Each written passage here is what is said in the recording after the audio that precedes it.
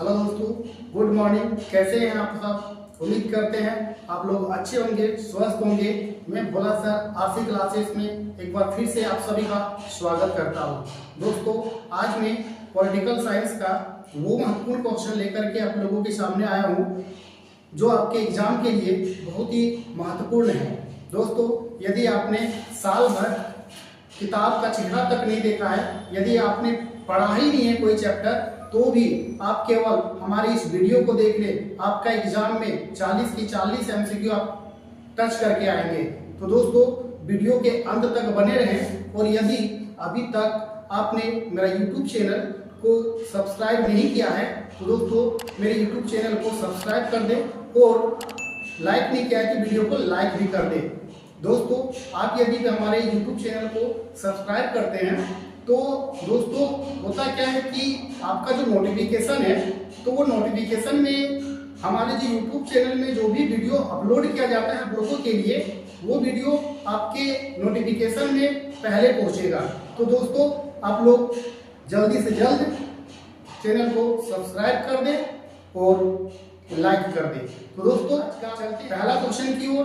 तो दोस्तों, आज का जो पहला क्वेश्चन है वो क्वेश्चन है, स्वतंत्र भारत के प्रथम गवर्नर जनरल कौन थे? दोस्तों, आज जो भी हम कर रहे हैं वो क्वेश्चन एकदम बारीकी से करेंगे और एक एक ऑप्शन क्या कह रहा है दोस्तों, उस ऑप्शन को हम लोग विस्तार पूर्वक पढ़ेंगे। दोस्तों, केवल एक क्वेश्चन नहीं, आपका जो ऑप्शन है उस ऑप्शन से भी आप क्वेश्चन बना सकते हैं और एग्जाम के लिए बेहतर तरीका से आप तैयारी कर सकते हैं। तो दोस्तों, विस्तार पूर्वक पढ़ेंगे। आप केवल वीडियो के अंत तक बने रहें और वीडियो को देखते रहे, वीडियो को लाइक करते रहे। दोस्तों, पहला क्वेश्चन जो है वो है, स्वतंत्र भारत के प्रथम जो गवर्नर जनरल थे वो कौन थे? दोस्तों, कहा गया है कि स्वतंत्र भारत के प्रथम जो गवर्नर जनरल थे वो कौन थे? दोस्तों, यहाँ ये भी पूछा गया है कि स्वतंत्र भारत के प्रथम भारतीय गवर्नर जनरल कौन थे? दोस्तों, दो टाइप का क्वेश्चन पूछा जाता है इस तरह से। तो आप क्वेश्चन आपको समझ में आ गया होगा। तो चलते हैं ऑप्शन क्या कह रहा है। दोस्तों, पहला जो ऑप्शन है इसका कामराज, ऑप्शन ए जो है वो कामराज है। दोस्तों, मैं बता दूं इसके बारे में, ये तमिलनाडु के रहने वाले थे और ये स्वतंत्रता सेनानी के रूप में कार्यरत थे। जब हमारा संविधान, जब हमारा देश आजाद हो रहा था, तब ये एक तमिलनाडु के स्वतंत्रता सेनानी के रूप में रहे थे और वहां के नेता भी रह चुके थे। ऑप्शन नंबर बी क्या कह रहा है दोस्तों? ऑप्शन नंबर बी कह रहा है सी राजगोपालचारी। ऑप्शन नंबर बी जो है दोस्तों कह रहा है सी राजगोपालचारी। दोस्तों, आप वीडियो के अंत तक बने रहें। आज हम बिल्कुल विस्तार पूर्वक एक एक करके पढ़ेंगे और विस्तार पूर्वक वर्णन करने वाले हैं सारे ऑप्शन का। तो दोस्तों, आप वीडियो के अंत तक बने रहें ताकि आपका जो एग्जाम है वो बढ़िया तरह से तैयारी हो सके। दोस्तों, चलते हैं ऑप्शन नंबर बी क्या कह रहा है, सी राजगोपालचारी। तो दोस्तों, बहुत सारे बच्चे को तो पता ही नहीं कि ये सी क्या होता है। तो दोस्तों, मैं बता दूं, ये सी है चक्रवर्ती राजगोपालचारी। दोस्तों, हमेशा जब भी क्वेश्चन में ये ऑप्शन डाला जाता है हमेशा शॉर्ट नाम होता है। तो आपको शायद ये अब समझ में आ गया होगा कि ये सी का क्या मतलब होता है। तो ऑप्शन सी राजगोपालचारी। दोस्तों, मैं बता दूं, ये हमारे स्वतंत्र भारत के प्रथम भारतीय गवर्नर जनरल थे। क्वेश्चन में यह नहीं पूछा कि भारतीय गवर्नर जनरल, यदि पूछता कि भारतीय गवर्नर जनरल तो ऑप्शन हमारा बी करेक्ट आंसर होता, लेकिन हमारा ये आंसर नहीं होगा। तो हमारा ए भी नहीं होगा, बी भी नहीं होगा, ऑप्शन सी चलते हैं। दोस्तों, ऑप्शन सी क्या कह रहा है? ऑप्शन सी कह रहा है लॉर्ड माउंटबेटन। ऑप्शन सी कह रहा है लॉर्ड माउंटबेटन। तो दोस्तों, बिल्कुल राइट आंसर है ये कि स्वतंत्र भारत के जो प्रथम गवर्नर जनरल थे वो लॉर्ड माउंटबेटन ही थे। और दोस्तों, मैं इसके बारे में और थोड़ा बता दूं कि जो हमारा देश आजाद हुआ था तो पूछा जाता है क्वेश्चन, मैंने एक वीडियो में कमेंट करने के लिए भी कहा गया था बच्चों को कि बताएं कि हमारा देश जो आजाद हुआ था तो किस योजना के तहत हुआ था। तो अभी तक किसी बच्चे ने कमेंट नहीं किया है। दोस्तों, यही वो शख्स थे जिसके समय में हमारा जो देश है वो आजाद हुआ था। तो लॉर्ड माउंटबेटन योजना, और यही हमारे स्वतंत्र भारत के प्रथम गवर्नर जनरल थे। तो ऑप्शन नंबर डी जो है पंडित नेहरू, तो ये भी नहीं थे दोस्तों। तो चलते हैं दोस्तों क्वेश्चन नंबर 2 क्या कह रहा है। दोस्तों क्वेश्चन नंबर 2 कह रहा है संविधान सभा की जो प्रथम बैठक हुई थी वो कहाँ हुई थी।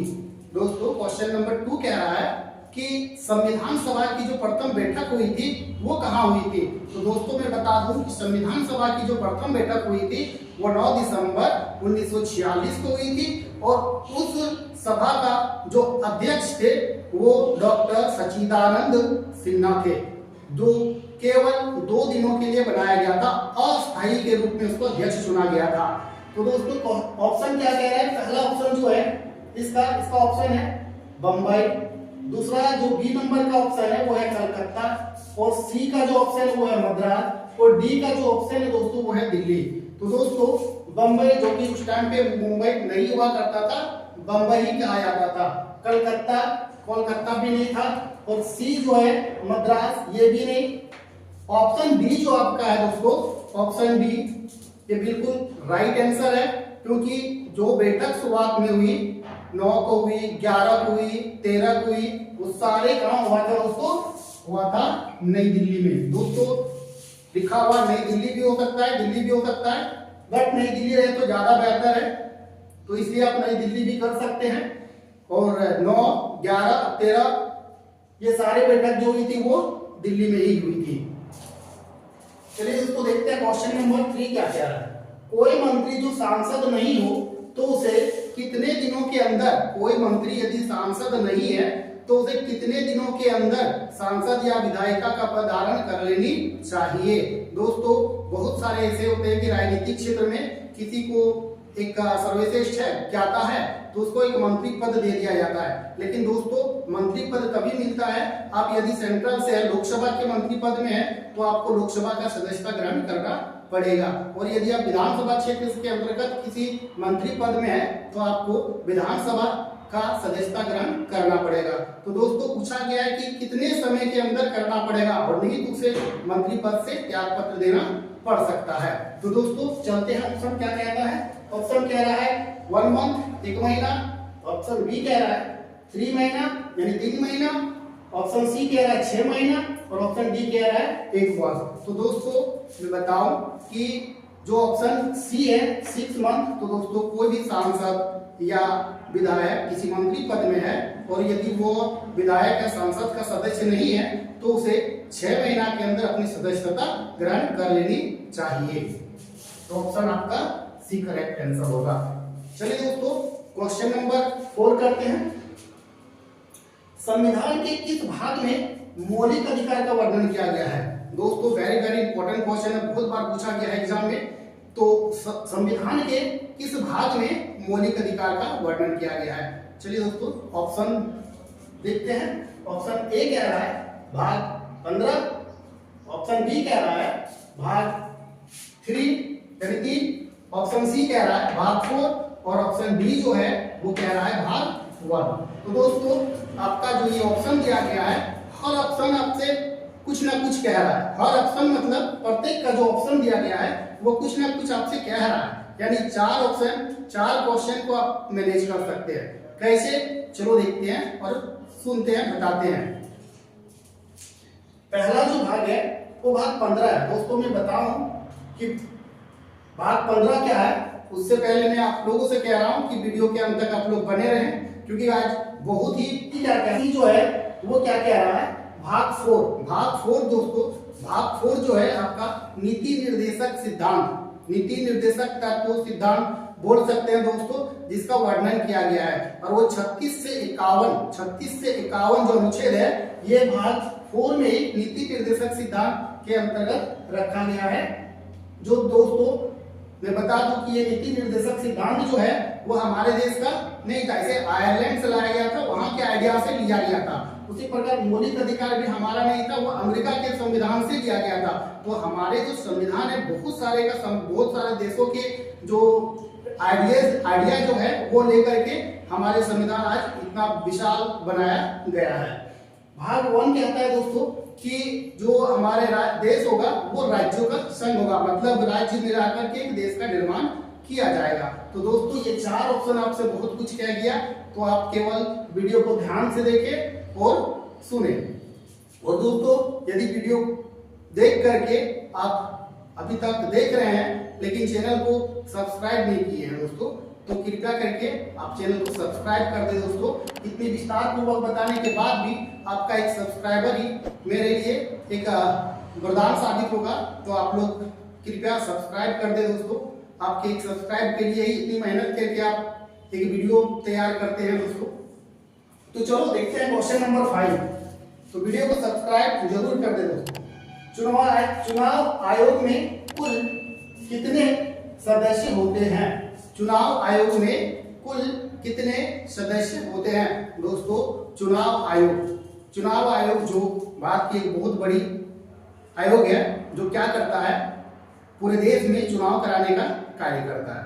तो दोस्तों कहा गया है, क्वेश्चन पूछा गया है कि चुनाव आयोग में कितने मेंबरशिप होते हैं, यानी कि जो सदस्य होते हैं कितने होते हैं। तो दोस्तों चुनाव आयोग में देखा जाए तो मुख्यतः 3 सदस्य होते हैं दोस्तों। मुख्यतः कितने सदस्य होते हैं? 3 सदस्य होते हैं दोस्तों। तो देखो ऑप्शन ए कह रहा है 5, बी ऑप्शन में है 7, ऑप्शन सी में है आपका 3। तो राइट आंसर ये होता है दोस्तों। एक मुख्य होता है और 2 उनके सहायक भी होते हैं दोस्तों। तो कुल मिला के 3 होते हैं, याद रखना है। एक मुख्य होता है और 2 सहायक होता है दोस्तों। चलो दोस्तों देखते हैं क्वेश्चन नंबर 6 क्या कह रहा है। राज्य के चुनाव आयोग की नियुक्ति कौन करता है दोस्तों? राज्य के चुनाव आयोग की नियुक्ति कौन करता है? राज्य के पूछा है दोस्तों, राज्य के चुनाव आयोग की नियुक्ति कौन करता है? यदि सेंट्रल लेवल की बात किया जाए दोस्तों, तो चुनाव आयोग की जो नियुक्ति होती है चुनाव आयोग की, तो वो राष्ट्रपति करते हैं, लेकिन राज्य के अंतर्गत यदि कहा जाए तो वो राज्यपाल करते हैं दोस्तों। तो देखते हैं ऑप्शन क्या कह रहा है, राष्ट्रपति, ऑप्शन बी कह रहा है प्रधानमंत्री, और ऑप्शन सी कह रहा है आपका राज्यपाल। तो राज्य के जो होगा वो भारत का चुनाव आयोग नहीं करता है, और ना ही प्रधानमंत्री करते हैं और ना ही राष्ट्रपति करते हैं। राष्ट्रपति करते हैं लेकिन कहां? संघ क्षेत्र में करते हैं दोस्तों। तो देखते हैं क्वेश्चन नंबर 7 क्या कह रहे हैं दोस्तों, कि सदन को निम्न सदन के नाम से जाना जाता है दोस्तों। मैं बताऊं कि जो हमारा संसद चलता है उसमें 2 प्रकार की सदन चलता है, एक लोकसभा, एक राज्यसभा। तो इन्हीं 2 सदन को अन्य नाम से भी जाना जाता है दोस्तों। कई बार ये क्वेश्चन पूछा जाता है कि लोकसभा को किस अन्य नाम से जाना जाता है और राज्यसभा को किस अन्य नाम से जाना जाता है। तो दोस्तों अभी आपसे पूछा गया है कि किस सदन को निम्न सदन के नाम से जाना जाता है। निम्न मतलब होता है दोस्तों छोटा, तो किस सदन को निम्न सदन के रूप में जाना जाता है? निम्न या छोटा जो वर्ड से रहे। तो मैं बता दूं आपकी जानकारी के अनुसार कि लोकसभा जो है, लोकसभा को निम्न सदन के रूप में जाना जाता है और राज्यसभा को उच्च सदन के रूप में जाना जाता है दोस्तों। तो याद रखिए दोस्तों, लोकसभा को निम्न सदन के रूप में और राज्यसभा को उच्च सदन के रूप में जाना जाता है दोस्तों। देखते हैं क्वेश्चन नंबर 8 क्या कह रहा है। क्वेश्चन नंबर 8 कह रहा है किस राज्य की स्थापना सन 2000 में की गई? किस राज्य की स्थापना सन 2000 में की गई? तो दोस्तों ऑप्शन कह रहा है, पहला ऑप्शन है, ऑप्शन नंबर ए कह रहा है छत्तीसगढ़, ऑप्शन नंबर बी कह रहा है उत्तराखंड, ऑप्शन नंबर सी कह रहा है झारखंड और ऑप्शन नंबर डी कह रहा है सभी। तो दोस्तों इसका जो आंसर होगा वो बिल्कुल ऑप्शन नंबर डी होगा, क्योंकि दोस्तों सन 2000 में उत्तराखंड, छत्तीसगढ़ और झारखंड इन तीनों ही राज्यों की स्थापना की गई थी। तो आइए दोस्तों जानते हैं कि तीनों राज्यों की स्थापना आखिर कब कब की गई। क्या एक ही दिन तीनों राज्यों की स्थापना हुई थी या समय अंतराल में हुई थी?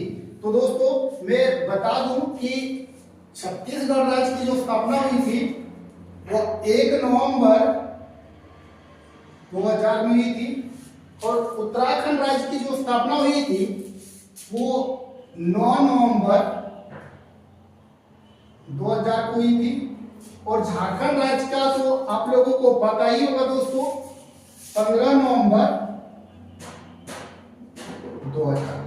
तो इस आधार से इस क्वेश्चन का जो राइट ऑप्शन नंबर होगा डी, जो राइट आंसर है। चलिए दोस्तों करते हैं क्वेश्चन नंबर 9 क्या कह रहा है कि प्रेस की स्वतंत्रता को किस अनुच्छेद में रखा गया है। प्रेस की स्वतंत्रता को किस अनुच्छेद में रखा गया है। तो दोस्तों चलते हैं क्वेश्चन क्या कह रहा है। क्वेश्चन सॉरी दोस्तों, ऑप्शन नंबर ए जो है वो ऑप्शन कह रहा है अनुच्छेद 17, ऑप्शन बी कह रहा है अनुच्छेद 16, फिर अनुच्छेद 19 और फिर ऑप्शन नंबर डी अनुच्छेद 17। तो दोस्तों ये जो ऑप्शन सेट किया गया है ये मैंने खुद से किया है ताकि इस ऑप्शन के जरिए आप 4 और क्वेश्चन कर सके। तो चलो देखते हैं कि पहला ऑप्शन क्या कहता है, दूसरा ऑप्शन क्या कह रहा है। दोस्तों पहला ऑप्शन जो है अनुच्छेद 17 ये हमारे संविधान में अस्पृश्यता जो छुआछूत है उसकी जो प्रतिबंधित था उसको बिल्कुल खत्म कर दिया गया है कि छुआछूत जैसी कोई भावना अब कानून का नहीं रह गया है। तो यही अनुच्छेद 17 में कहा गया है दोस्तों। अनुच्छेद 16 क्या कह रहा है दोस्तों, अनुच्छेद 16 कह रहा है कि लोक नियोजन या सरकारी जो भी वैकेंसियां वगैरह आती है उस वैकेंसिया में सभी वर्गों के लोगों को समानता अधिकार दिया जाएगा। तो ऑप्शन सी देखते हैं दोस्तों। ऑप्शन सी कह रहा है दोस्तों, ऑप्शन सी है अनुच्छेद 19(1). तो यही वो अनुच्छेद है दोस्तों जिसमें प्रेस की स्वतंत्रता की मतलब कि उल्लेख किया गया है। यही वो ऑप्शन है, ऑप्शन नंबर सी। और ऑप्शन नंबर डी क्या कह रहा है दोस्तों, ऑप्शन नंबर डी जो है अनुच्छेद 14 दोस्तों, अनुच्छेद 14 ही हमें समानता का अधिकार देता है कानूनों के समान, कानून के समक्ष सभी को बराबरी का अधिकार यही अनुच्छेद 14 में कहा गया है। तो क्वेश्चन नंबर 10 की ओर चलते हैं दोस्तों। क्वेश्चन नंबर 10 कह रहा है राजनीतिक विज्ञान का जनक किसे माना जाता है। राजनीतिक विज्ञान का जनक किसे माना जाता है। तो दोस्तों राजनीतिक विज्ञान का जनक दोस्तों 2 टाइप का क्वेश्चन आता है कि राजनीतिक विज्ञान का जनक किसे माना जाता है, और एक आता है दोस्तों कि राजनीतिक विज्ञान का आधुनिक जनक किसे माना जाता है। दोस्तों एक आधुनिक जैसे मॉडल बोलते हैं आज के, तो वो 2 तरह का मतलब कि इसके जनक दिया गया है। तो देखते हैं दोस्तों कि आधुनिक के जनक किसे बोलते हैं और जनक किसको बोलते हैं। तो चलते हैं ऑप्शन की ओर। ऑप्शन ए कह रहा है सुकरात, ऑप्शन बी कह रहा है अरस्तु, ऑप्शन सी कह रहा है प्लेटो, ऑप्शन डी कह रहा है मैकियावेली। दोस्तों 4 ऑप्शन है, वो 4 ऑप्शन में ये सुकरात तो है ही नहीं, दूसरा है प्लेटो तो नहीं है।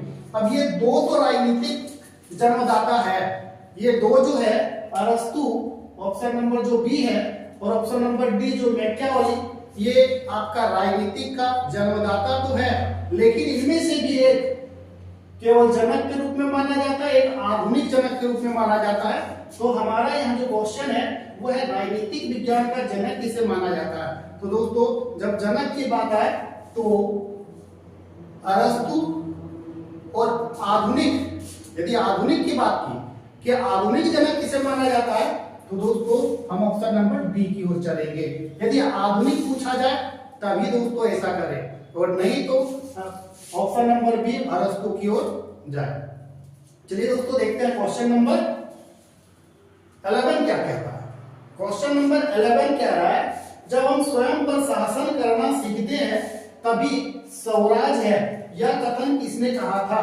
यानी कि एक कथन दिया गया है कि जब हम स्वयं पर शासन करना सीखते हैं तभी स्वराज है, ये कथन किसने कहा था। ये यानी कि ये जो वाक्य है, ये जो कथन है, ये किसी की कही गई शब्द है। तो ये शब्द किसने कहा था, ये जो सेंटेंस दिया हुआ है, यानी कि ये सेंटेंस का जो बोला गया किसके माध्यम से बोला गया था, किसने कहा था। तो चलते हैं दोस्तों ऑप्शन की ओर। ऑप्शन क्या कह रहा है, ऑप्शन कह रहा है इंदिरा गांधी, ऑप्शन बी कह रहा है पंडित नेहरू, ऑप्शन सी कह रहा है अरस्तु, और ऑप्शन डी कह रहा है महात्मा गांधी। तो दोस्तों मैं बता दूं कि इसका जो राइट आंसर होगा, ये कथन जो है ये कथन महात्मा गांधी का है। तो याद रखें दोस्तों ये सब क्वेश्चन 2 3 4 लगभग 4 से 5 क्वेश्चन कथन के रूप में आपका पॉलिटिकल साइंस में आने वाला है। लगभग 5 क्वेश्चन जो कि कथन के रूप में आपका पॉलिटिकल साइंस में आने वाला है। तो एकदम वेरी वेरी इंपॉर्टेंट है, इसको एकदम याद ही कर लेना है दोस्तों, और थोड़ा ध्यान से पढ़ें इसको। चलिए दोस्तों क्वेश्चन नंबर 12 करते हैं कि निम्नलिखित में कौन राजनीतिक स्वतंत्रता नहीं है। अब बताना है कि इनमें से कौन सी जो स्वतंत्रता है यानी जो आजादी है वो राजनीतिक नहीं है, वो राजनीतिक तौर पे नहीं आता है। तो चलते हैं ऑप्शन क्या कह रहा है देखते हैं। ऑप्शन कह रहा है वोट देना, तो वोट देना तो राजनीतिक अधिकार है, बिल्कुल है, वोट देने का अधिकार तो राजनीतिक अधिकार में आता है। ऑप्शन नंबर बी चलते हैं। ऑप्शन नंबर बी कह रहा है आजीविका पाना। आजीविका पाना कोई राजनीतिक अंतर्गत नहीं आता है दोस्तों, आजीविका पाना यह राजनीतिक के अंतर्गत नहीं आता है। चुनाव में भाग लेना ये बिल्कुल आता है, चुनाव में भाग लेना एक राजनीतिक ही है। और ऑप्शन नंबर डी कह रहा है सरकार को संवैधानिक रूप से बदलना, तो ये भी तो एक राजनीतिक ही है, राजनीतिक के क्षेत्र में ही ये सब कामें होती है। लेकिन आजीविका पाना कहाँ राजनीतिक है, तो ऑप्शन नंबर बी जो है आपका राइट आंसर होगा। क्वेश्चन नंबर 13 क्या कह रहा है दोस्तों कि फ्रांसीसी क्रांति का नारा क्या था। दोस्तों क्वेश्चन कह रहा है फ्रांसीसी क्रांति का नारा क्या था। ऑप्शन क्या कह रहा है दोस्तों, स्वतंत्रता, जो पहला ऑप्शन आपका स्वतंत्रता, दूसरा जो ऑप्शन है वो समानता, तीसरा ऑप्शन जो है वो है भाईचारा, और चौथा जो ऑप्शन है वो है आपका इनमें से सभी।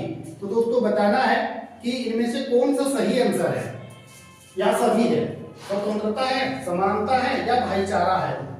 फ्रांसीसी क्रांति का नारा, तो दोस्तों फ्रांसीसी क्रांति का जो नारा था वो स्वतंत्रता, समानता और भाईचारा के आधार पर ही लड़ाई हुई थी। जो लड़ाई हुई थी और जो संघर्ष किया गया था फ्रांस के लोगों ने, तो वो एकजुट होकर के स्वतंत्रता, समानता और भाईचारा का रूप देते हुए लड़ाई लड़ी थी दोस्तों। और मैं बता दूं ये जो लड़ाई लड़ी गई थी वो 1790 यानी 89 की बात है दोस्तों, 1789 तब की बात है, तभी ये नारा लगाया गया था। कहीं कहीं दोस्तों ये भाईचारा की जगह पे बंधुत्व वर्ड यूज किया जाता है, बंधुत्व वर्ड का प्रयोग किया जाता है। तो आप ध्यान रखें कि भाईचारा ना होकर के बंधुत्व वर्ड भी रह सकता है। चलिए दोस्तों क्वेश्चन नंबर 14 क्या कह रहा है। 14 कह रहा है लिबर शब्द का क्या अर्थ है।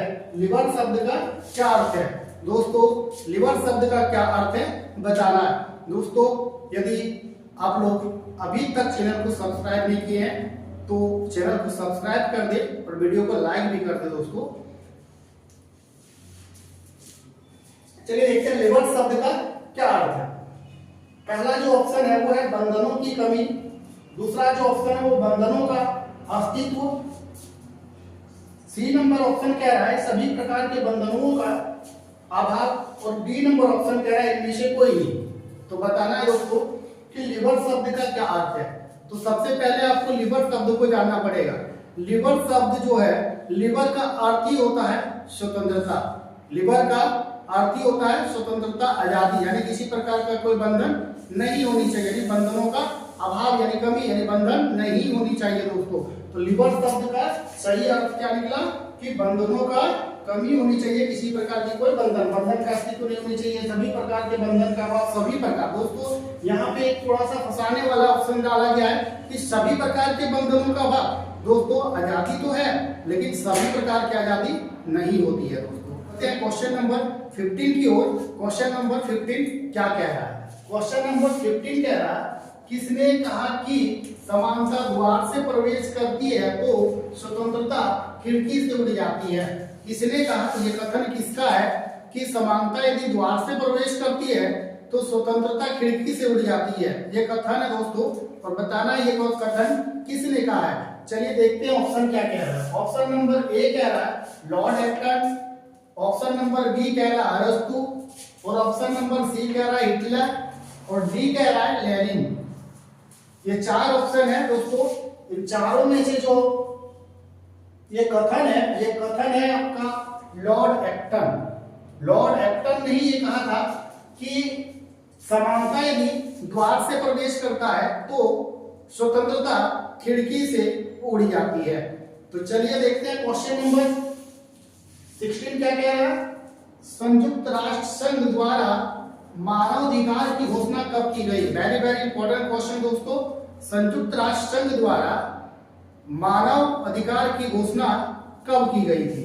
तो चलते हैं ऑप्शन क्या कह रहा है, ऑप्शन देखते हैं। 10 दिसंबर, ऑप्शन बी कह रहा है 8 मार्च, ऑप्शन सी कह रहा है 1 मई और ऑप्शन डी कह रहा है दोस्तों 5 सितंबर। तो दोस्तों 4 की 4 ऑप्शन एक बार फिर से आप लोगों के लिए महत्वपूर्ण है, क्योंकि चारों ऑप्शन आपके एग्जाम के लिए फायदेमंद है।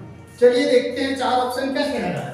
10 दिसंबर दोस्तों, 10 दिसंबर 1948, 10 दिसंबर 1948 को ही संयुक्त राष्ट्र संघ ने मानवाधिकार की घोषणा कर दी थी। यदि आप यह जानना चाहो तो 1948 है दोस्तों, 10 दिसंबर 1948। और दोस्तों ऑप्शन नंबर बी जो 8 मार्च है दोस्तों, आपको वो पता होगा कि 8 मार्च जो कि महिला दिवस के रूप में, अंतर्राष्ट्रीय महिला दिवस के रूप में मनाया जाता है। और वही सी जो 1 मई जो है ये हमारे यहाँ मजदूर दिवस के रूप में मनाया जाता है दोस्तों। और डी जो ऑप्शन है 5 सितंबर, वो आपको पता ही होगा, सर्वपल्ली राधाकृष्णन की जो जन्म है उनकी जन्म दिवस के रूप में मनाया जाता है और उन्हीं के जन्म दिवस के रूप में मनाया जाता है। क्वेश्चन नंबर 17 क्या कह रहा है दोस्तों। ऑस्ट्रेलिया में महिलाओं को मताधिकार कब प्राप्त हुआ। दोस्तों बताना है कि ऑस्ट्रेलिया में महिलाओं को मत देने की जो अधिकार था वो कब दी गई। तो देखते हैं ऑप्शन क्या है। ऑप्शन ए है 1900 ईस्वी में, ऑप्शन बी है 1800 ईस्वी में, ऑप्शन सी है 1993 और ऑप्शन डी है 1850 ईस्वी में। तो दोस्तों ऑस्ट्रेलिया में जो महिलाओं को मत देने का अधिकार दिया गया था वो दिया गया था सन 1900 में। सन 1900 में ऑस्ट्रेलिया में महिलाओं को मत देने के अधिकार प्राप्त हो चुका था।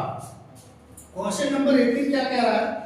किस देश की संविधान को शांति संविधान कहा जाता है।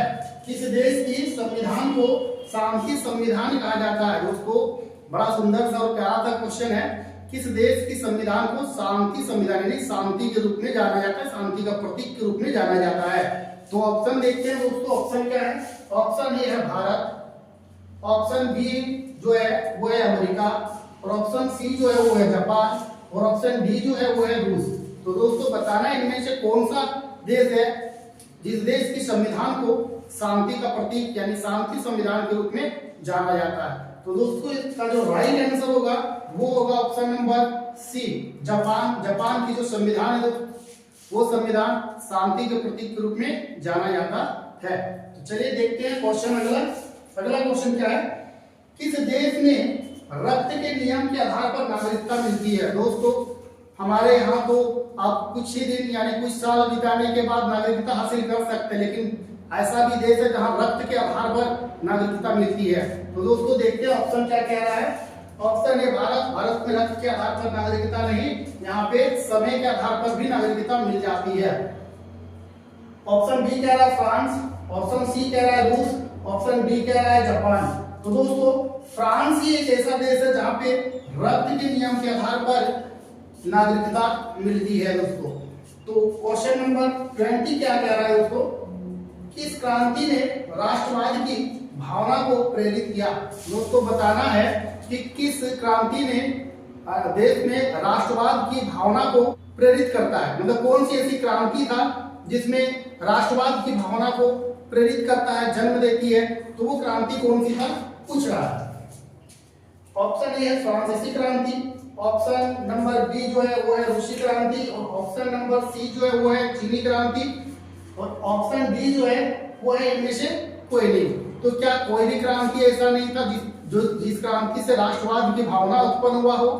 तो देखते हैं तो क्या इसका राइट आंसर होता है। दोस्तों इसका जो राइट आंसर होगा वो होगा फ्रांसीसी क्रांति। इसी क्रांति ने राष्ट्रवाद की भावना को उत्पन्न किया, क्योंकि आपको पता होगा या फिर नहीं भी है तो मैंने क्वेश्चन अभी दिया था कि फ्रांसीसी क्रांति के दौरान ही समानता, स्वतंत्रता और भाईचारा जैसा नारा को एक साथ लाया और एकजुटता होकर के संघर्ष करने का असंख्य प्रयास किया था। तो फ्रांसीसी क्रांति ही राष्ट्रवाद की भावना को जन्म देती है दोस्तों। इसलिए इसका जो ऑप्शन होगा राइट, ए नंबर ऑप्शन आपका बिल्कुल राइट होगा। दोस्तों वीडियो कैसा लगा? यदि आपको वीडियो अच्छा लगा तो चैनल को सब्सक्राइब कर दे और वीडियो को लाइक कर दे दोस्तों, जिससे कि मैं आपके लिए इस तरह का वीडियो अपलोड करता रहूंगा दोस्तों।